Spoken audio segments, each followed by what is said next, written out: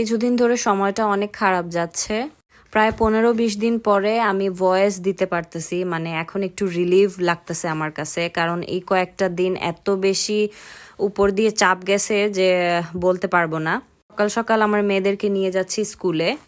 ফার্স্টে কিছুদিন ভয়েই ছিলাম যে নিউ স্কুলে আমার মেয়েরা অ্যাডজাস্ট হতে পারবে কি না। বিশেষ করে আমার আনিসার জন্য আমি বেশি একটু চিন্তায় ছিলাম, কিন্তু না, ওরা স্কুলে যাওয়ার জন্য একদম পাগল। সকালে ডাকতেও হয় না ঘুম থেকে, ওরা নিজে নিজেই উঠে যায় টাইম মতো। তো মেয়েদেরকে স্কুলে দিয়ে চলে আসলাম একটা কফি খেতে। যেহেতু একটু একটু ঠান্ডা পড়তেছে, তো সকালবেলায় আমি জাইবাকে নিয়ে আর বের হই নাই, কারণ জাইবা আর জাইবার পাপা খুব বেশি অসুস্থ, যেটা আমি আপনাদেরকে নেক্সট মিনি ব্লগে জানাবো। তো নাস্তা শেষ করে চলে আসলাম একটু বাংকারে, এটা কফি শপের পাশেই ছিল। এমনি দেখেই চলে যাচ্ছে, আজকে আর কিছু কেনার মুড নাই, কারণ শরীর মন দুটাই অনেক খারাপ। সবাই দোয়া করবেন।